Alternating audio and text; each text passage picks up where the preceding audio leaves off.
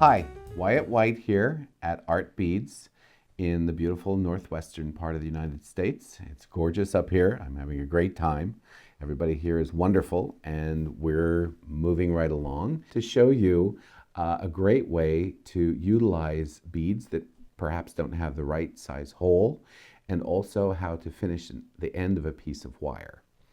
We'll be using the battery-operated bead reamer and the reamer tips, basically known as inside cup burrs, but we've modified them to fit the battery-operated bead reamer.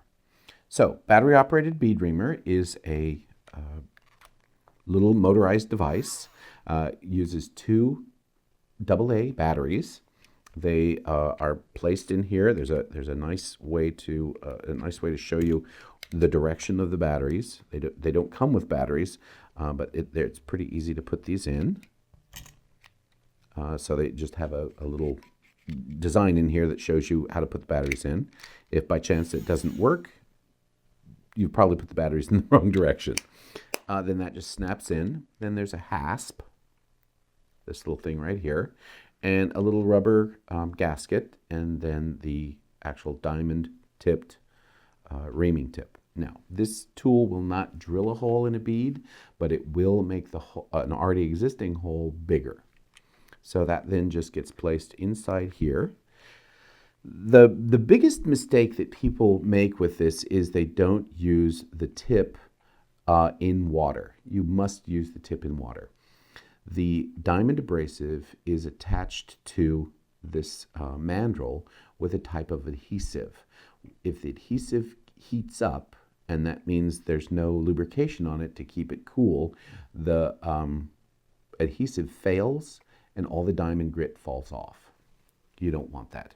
It does come with two, so you have one chance to blow it, and then you have a second one that should last you the rest of your life. So, pearls, small holes usually. Place this in the very end, under the water, and then press the button, and it will start to grind away at the material inside. Now, most pearls, if they're natural pearls, they'll have a shell core, and if they're glass pearls, of course, they'll have glass on the inside or crystal. The diamond tip doesn't care what material you're grinding. You just have to make sure not jam the tip down in there so that because it's only a two battery operating device, there's not a lot of power.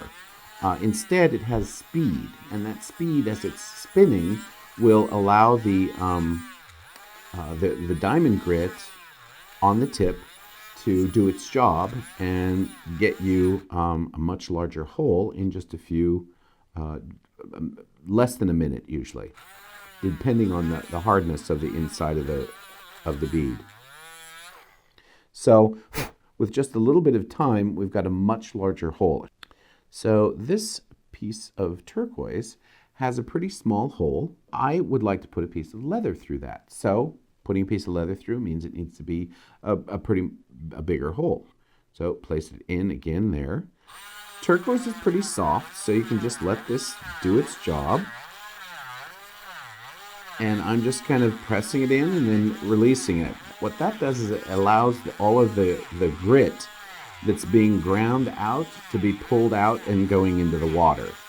Sort of looks like underwater smoke, but it's actually the material that's being ground away. So back and forth one way, and then remove and go from the other direction.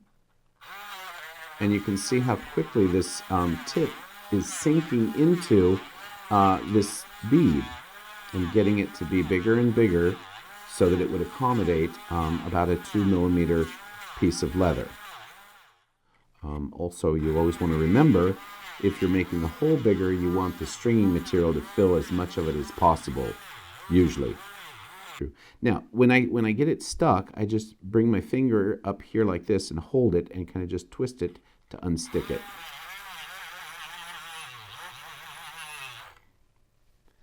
Dry that off just a little. Blow the liquid out, and then you can see the diameter of the hole now is much, much larger than it was before. So now I believe that at least a 1.5 millimeter would go through that. So that was with turquoise. It'll work with just about any product that has a hole in it already. You'll be able to open that up. Now, if you're trying to open up wood beads or things of that nature, you can go ahead and do that without any lubrication, because the wood is not going to heat up like gemstones or pearls or things of that nature. Now, another great use for the battery-operated bead reamer are these wire rounder tips. So these are made in 3 different sizes. One for 20 gauge and smaller. Think about earring posts, think about ear wires, anything that you're going to be using 20 gauge, 22 gauge, 24 gauge, if you want the end rounded and not have the sharp edges on it. Then we have a tip that will do 16 and 18 gauge. For that one, be thinking about larger wire wrapped stuff, sort of like a bracelet like this. So I believe this is a 16 gauge, and the tips on the ends, of course, this is artistic wire, so it is a copper-based wire, and so when I grind the tips of this, you're going to see the copper, which I think in this particular bracelet is absolutely fine, and it definitely makes a nice smooth end. This, I use the next one. This is a 14 gauge, and that's even bigger. And you can see down in the 12 and 14 gauge size, which is the largest one, with this, just, any big wire that you want the end of the piece of the wire, even if you were wire wrapping with it and you wanted to tuck it in, it's nice to have big wire to be completely rounded on the ends as well.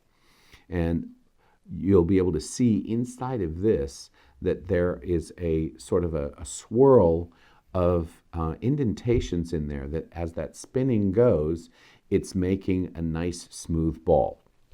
So let's do something with a big piece of wire. So to change it out, it's the same as the reamer tip.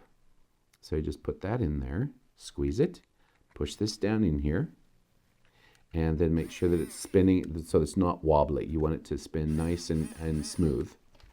So I'm going to take this and cut it. Now, when you cut the wire with a flush cutter, the shiny part is going to be a nice flush flat cut. The other one is going to be a nice sharp edge.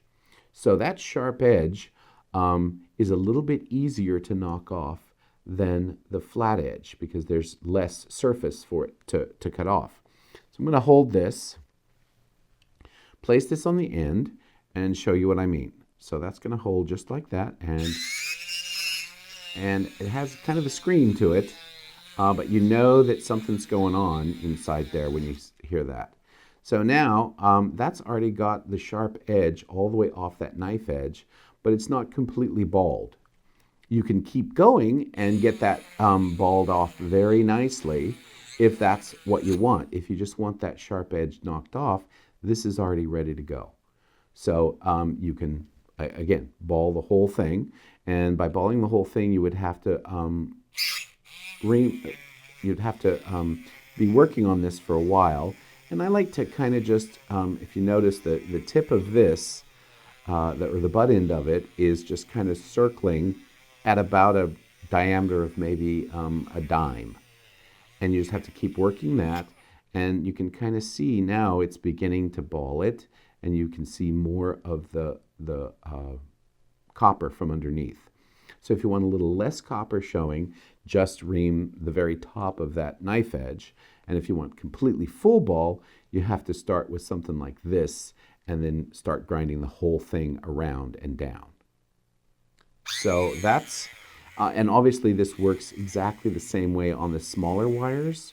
So it makes it very easy for you to have really professionally finished jewelry that has even a better edge on all of your cut surfaces.